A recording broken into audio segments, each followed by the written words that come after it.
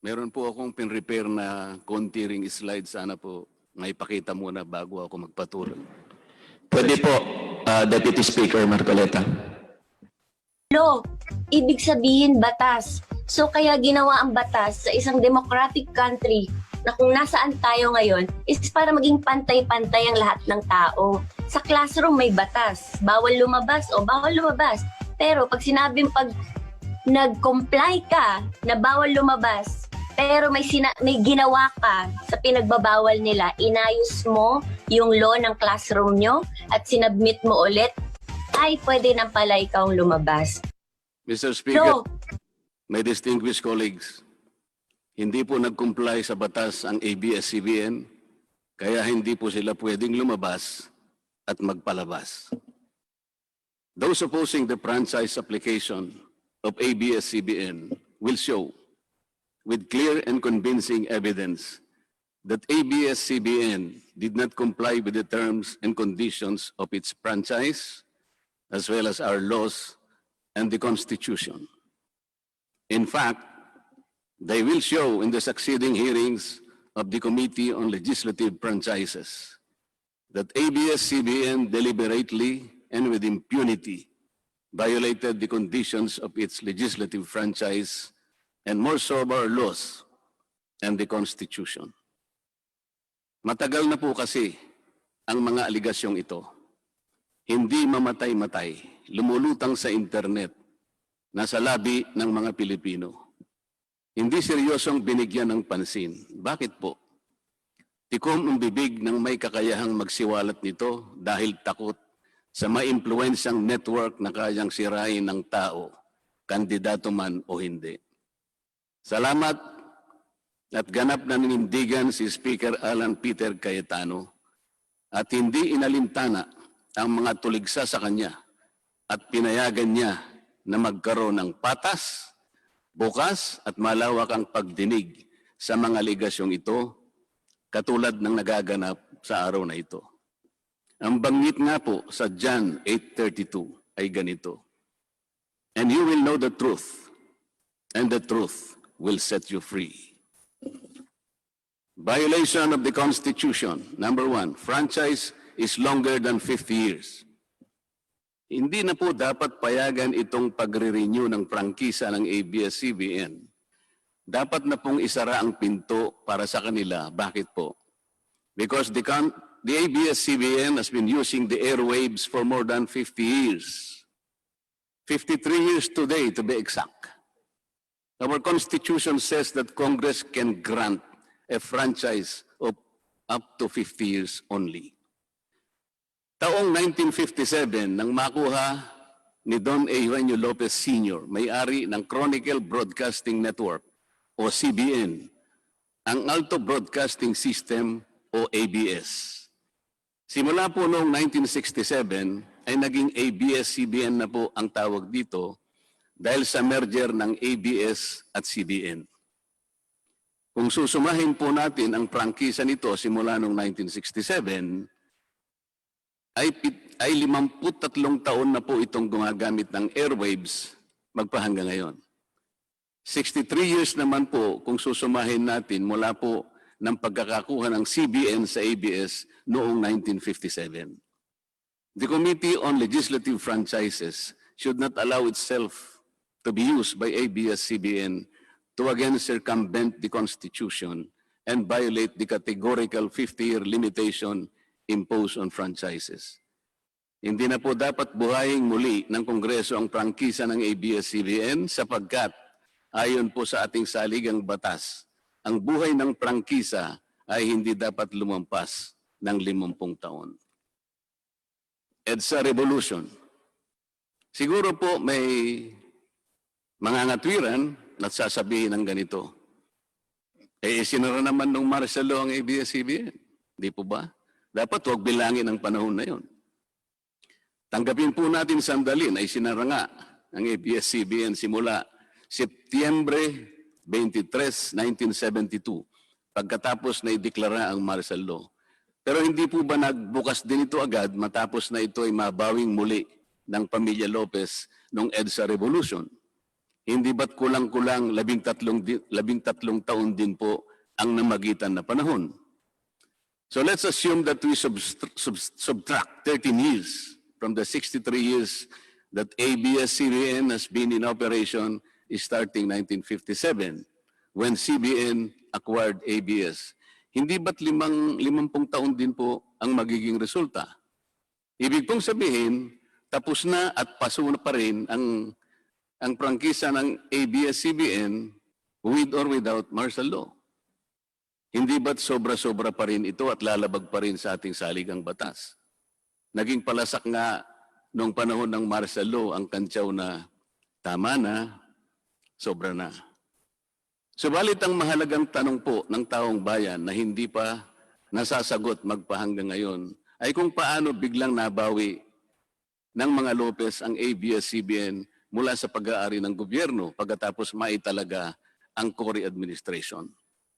Sinulatan po noon ni dating Senador Lorenzo Tanyada ang Presidential Commission on Good Government na isoli na sa mga Lopez ang ABS-CBN kahit may arbitration pang nagaganap sa pagitan ng pamahalaan at ABS-CBN. Na i-turn over po agad ang istasyon ng ABS-CBN sa mga Lopez sa kabila ng wala pang pagtukoy sa tunay na pagmimay-ari nito ayon sa kautusan sa Board of Administrators na binuo sa Letter of Instruction number 1 ni Pangulong Cory Aquino. Sa ngayon po ay wala man lang mailabas na papeles tungkol dito ang PCGG. Nagbayad po ba ang ABS-CBN sa Administrasyong Cory Aquino? Nag-public bidding po ba? Bakit tila ura-urada at habang magulo pa ang lahat dahil katatapos lang ng EDSA Revolution, ay biglang napasakamay na muli ng mga Lopez ang ABS-CBN. Nakabatay po ba ito sa batas? Hindi po ba dapat sagutin ng ABS-CBN ang mga tanong na ito upang mapanagot po ang dapat na managot kung meron man? Foreign ownership. Puntahan naman po natin ang muling pagbubukas ng ABS-CBN noong 1986. Pati po kasi noong panahon yun ay may paglabag na rin sa ating saligang batas. Ano po kaya yun? Dahil Amerikano at hindi Pilipino ang may-ari at namahala sa ABS-CBN na mariing ipinagbabawal ng saligang batas. Congress should deny the franchise application of ABS-CBN for its clear violation of the Constitution, requiring 100% Filipino ownership and management of mass media companies. ABS-CBN's former president, Mr. Eugenio Gaby Lopez III, was an American citizen when he took the helm of the company in 1986 as director, then president, and then chairman in the later years. It was only in 2000 that he petitioned for recognition of Filipino citizenship and was issued a certificate of recognition as a Filipino citizen in 2002. At kahit sabihin po natin wala na ngayon sa management ng ABS-CBN si Ginoong Gaby Lopez, nagpatuloy pa rin ba sa paglabag sa saligang batas ang ABS-CBN? Opo. Dahil magpahanggang ngayon ay nagbebenta pa po sila sa mga banyaga, mga hindi Pilipino, ng pag-aari o ownership rights ng ABS-CBN. Through an intricate web of corporate layering, ABS-CBN lets non-Filipinos to own its common shares through the issuance of Philippine Depositary Receipts o PDRs. In September 1999, the ABS-CBN Holdings Corporation offered 132 million Philippine Depositary Receipts underlying the 132 million common shares of ABS-CBN.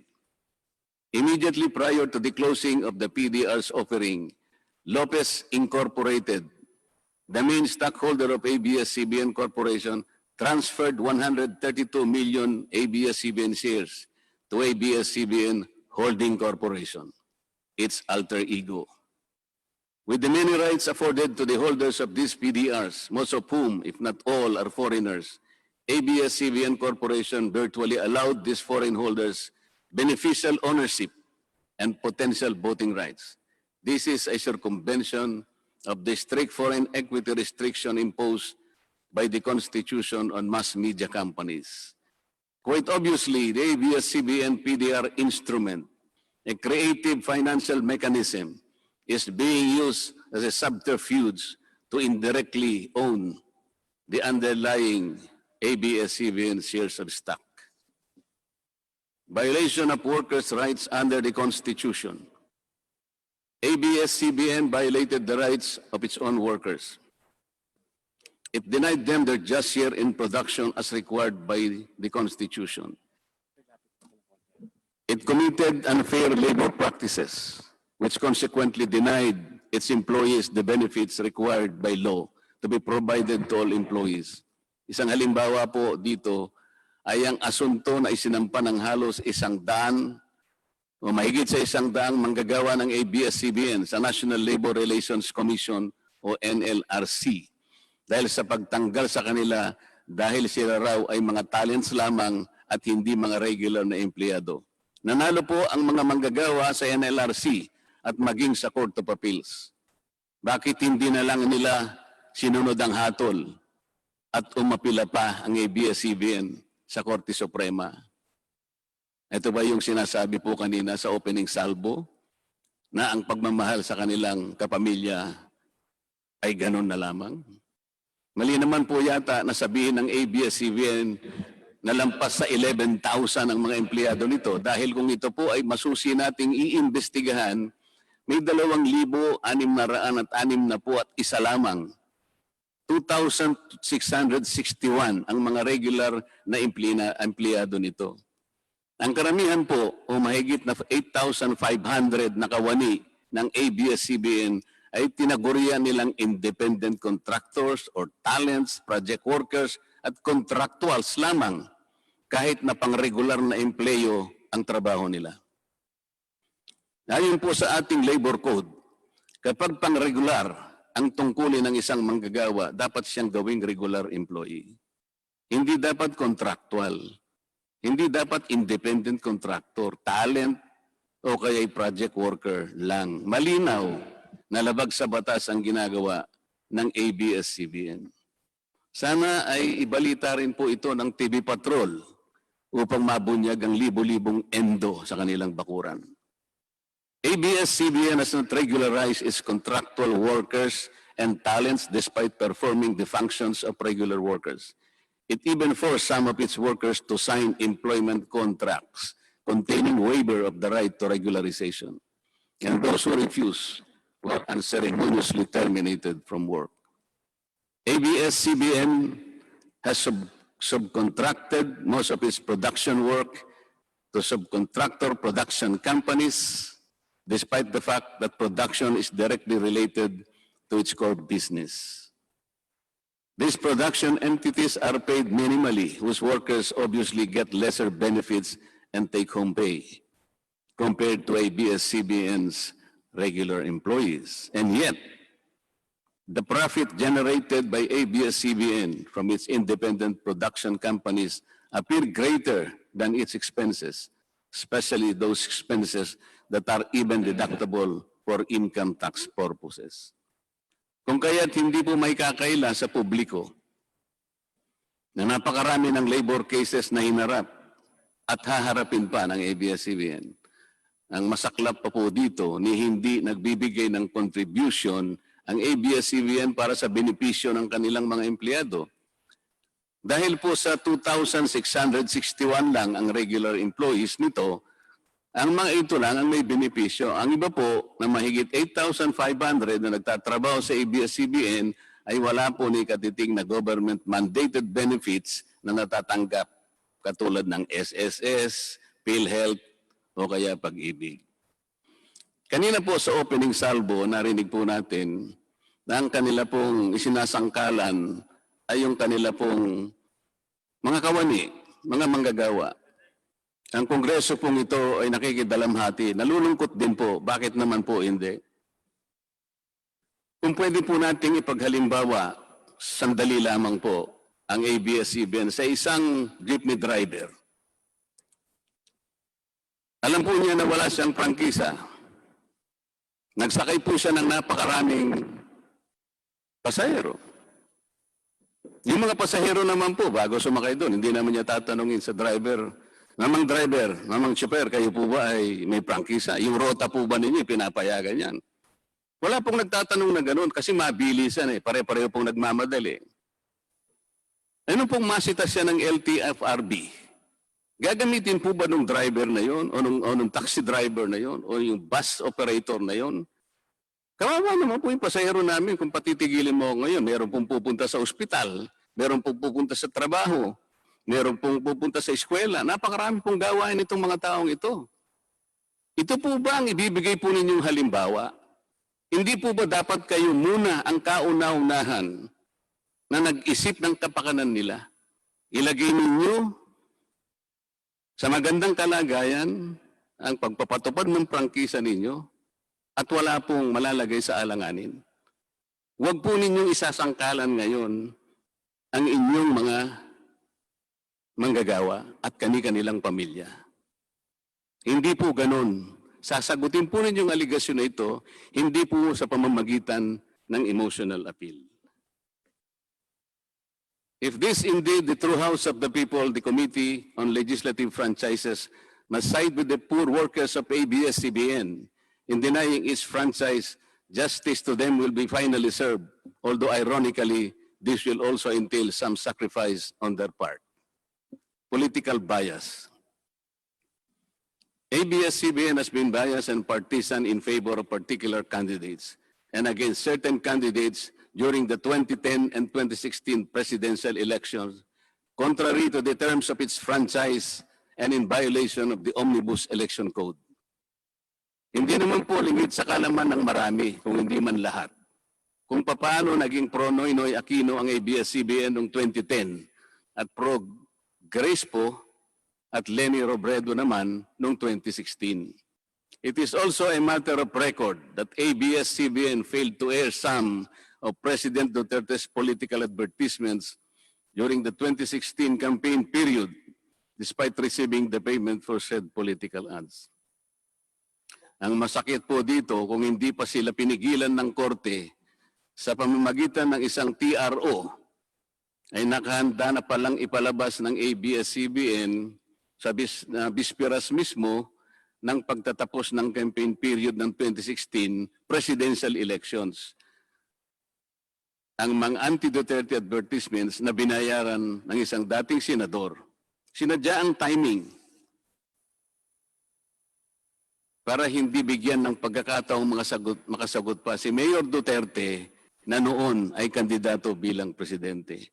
Mabuti na lamang at napahinuhod ng ang korte ng petisyon ni Speaker Alan Peter Cayetano na noon po ay Vice Presidential Candidate ni Pangulong Duterte at dagliang nag-issue ng TRO ang korte sa ABS-CBN. It is now a public knowledge that President Rodrigo Duterte and Speaker Alan Peter Cayetano expressed their disappointments over ABS-CBN's unfair reportings and meddling in previous elections. For those opposing the franchise application, hindi na po dapat payagan ng ABS-CBN na muling pakialaman ang politika sa ating bansa. Panahon na para ang taong bayan ang pumili ng mga namumuno na gusto nila at hindi ang napipisil ng ABS-CBN. Paalala lang po sa ABS-CBN, you are a broadcasting company, not a political kingmaker. Either you play ball or you play fair. Multiple channels in one franchise. Mga kababayan, inabuso po ng ABS-CBN ang kanilang prangkisa. Sa hindi nila may paliwanag na dahilan o maaari namang sinadya na gamitin ang kanyang prangkisa para sa isang channel lamang, pero gumamit pa ng ibang prangkisa ng telekomunikasyon na hindi naman pang broadcast upang mas kumita at makapagbenta sa pamamagitan ng maraming channels.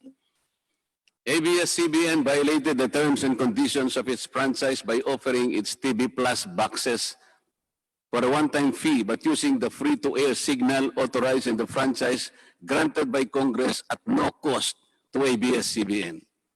Tubong lugaw, ika nga. But this practice of ABS-CBN without permission from Congress or the National Telecommunication Commission is killing the cable industry, which depends on monthly based subscription of its clientele. At bukod po sa pagbebenta ng TV Plus box sa publiko, sa Kapamilya Box Office Channel na nakapaloob dito, ay nagawa pang maningil ang ABS-CBN sa bawat pelikulang gustong mapanood ng publiko sa KBO Channel. Ibinenta na nga ang TV Plus box, ibinenta pa rin ang mga palabas na pwedeng mapanood sa TV Plus box. Dobleng tubong lugaw na po ito. Hindi po saklaw ang mga ito sa prangkisa na ipinagkaloob ng Kongreso sa ABS-CBN.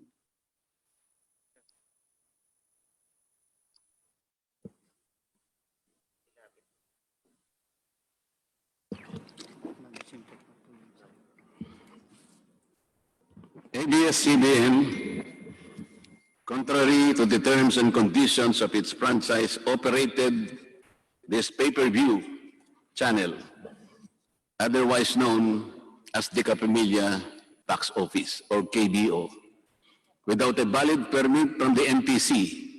And despite NTC's order to refrain from operating a PPB until the issuance of an appropriate guideline for the same, ABS-CBN continued its operation until the expiration of its franchise on May 4, 2020. Tax evasion. ABS-CBN also violated the terms and conditions of its franchise by engaging in tax avoidance schemes, which deprived the government of the much-needed revenue. It used its wholly owned subsidiary, Big Dipper Digital Content and Design, Inc., a PESA-registered company, as tax shield. Its main customer is ABS-CBN Hungary. And because of this unconscionable tax avoidance scheme, ABS-CBN alleged effective tax rate in 2018 was at negative 5%. This means that ABS-CBN managed to avoid paying taxes in 2018. Bakit po ang GMA7 na hindi naman kasing laki o kasing yaman ng ABS-CBN ay nakapagbayad ng buwis sa pamahalaan ng 1.6 billion pesos noong 2018? Samantalang ang malaalamat na ABS-CBN ay walang binayarang buwis. Bakit naman nakalibre ang ABS-CBN noong 2018 sa negative income tax nila na 84 million? Ibig sabihin po nito ay may tax credit pa ang ABS-CBN at ang gobyerno pa ang lumalabas na may utang dito. Wala pong pagkakaiba ito, mga kababayan. Sa isang taong nangutang sa tindahan, binigyan pa ito ng sukli. In 2019, ABS-CBN again did not pay its rightful taxes. It avoided this by entering into compromise agreement with the Bureau of Internal Revenue, with the latter accepting the settlement of 152 million pesos plus from ABS-CBN, equivalent to only 40% of its assessed deficiency in income tax, value-added tax, and documentary stamp tax payments. But this is only one among the 4 other cases lodged by the BIR at the Court of Tax Appeals, all of which were also settled by compromise. Bakit po ganun? Hindi po ba nandun sa prangkisa ng ABS-CBN na babayaran nila lahat ang rightful taxes? Kinakailangan po bang sila ay habla pa ng BIR bago sila mapilitang makapagbayad lamang kahit settlement lamang? Ang linaw po ng kanilang prangkisa na babayaran lahat ang kaukulang buwis. Bakit kailangan pong sila ihabla at idemanda pa ng BIR para lamang sila ay makapagbayad? There are also allegations to date that ABS-CBN's Lingkod Kapamilya Foundation, ALKFI, is being used as ABS-CBN as tax shield, and that ALKFI also failed to file donor's tax return and pay the donor's tax. Ito po ang mas nakalulungkot dito, mga kababayan. Kapag politiko o government official ang nagkawang gawa, epal ang tawag dito ng ABS-CBN. Kahit mula pa sa sariling bulsa ng politiko ang pinanggalingan ito. Pero kapag ito ay galing sa lingkod kapamilya, puro pangalan ng ABS-CBN ang kanilang pinangangalandakan, katulad po ng nakita natin ngayon. Alam naman natin na galing naman sa lahat sa mga donors ang pondo na ginamit nila. Meron po kayang nanggaling sa yaman ng ABS-CBN. Di baling ang pantulong ng ABS-CBN ay galing sa donasyon ng ibang tao. Di baling ang perang pantulong ay mula sa tax avoidance ng kumpanya. Ang mahalaga ay mapalabas nila sa pamamagitan ng sa mamamayan, katulad po ng nakita natin ngayon na napakabuti at napakabait ng ABS-CBN. Kami po ay naniniwala na unti-unti na pong nabubuksan ang katotohanan sa ating mga mamamayan. Hindi po ba mas maganda at katanggap-tanggap na tumulong sa kapwa ng walang nalalabag na batas at buong sikap pang nasusunod ang prangkisa? Dahil po ba kayo ay nakapagdudulot ng saya, ng aliw sa ating mga mamamayan?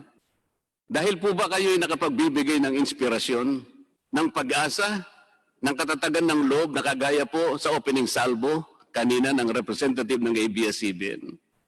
Hindi na po ba natin susundin o tutuparin, isasaalang-alang ang ating mga batas, ang ating saligang batas, o kaya ang prangkisa ninyo?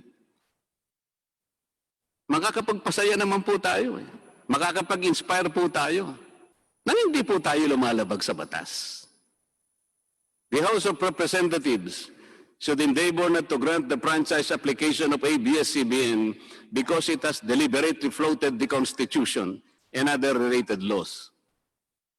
Even the terms and conditions of its previous franchise to suit its own business and political interest, but to the prejudice of the greater good.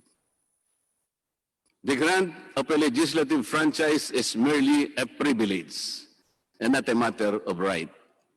Congress has the exclusive constitutional authority to award, alter, or revoke this privilege when the common good so requires, as in this particular case of ABS-CBN. We believe that it is but right for the House of Representatives to deny this time the franchise of ABS-CBN for flagrantly violating the Constitution and related laws, even its own franchise, making it unworthy of the grant of this special privilege by the state.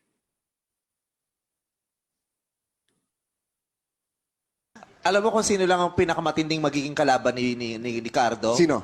Nako, kabahan ka kay si Cardo. Ang pinakakalaban ni Cardo. Sino? Feeling ko si Kiboloy.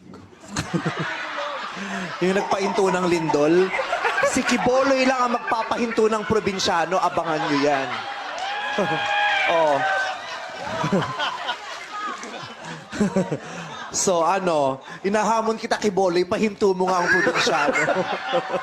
Napahinto mo pala ang lindol eh. Apakayabang nyo pala eh. Sabi niya daw, stop. Sige nga, punta kang gitna ng EDSA, stop mo yung traffic doon. Stop.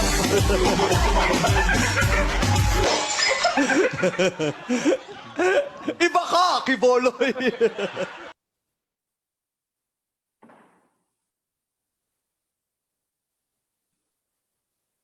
Kailan mo ba gustong mapa-stop ang probinsyano? Ikaw, magpili ka. Kailan mo gustong i-stop? 1 buwan, 2 buwan, 3 buwan, 4 na buwan?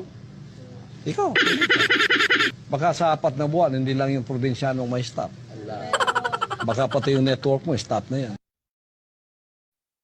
Mr. Speaker, ABS-CBN posed the challenge. Obviously, the challenge was accepted. There is no reason to complain. Maraming salamat po.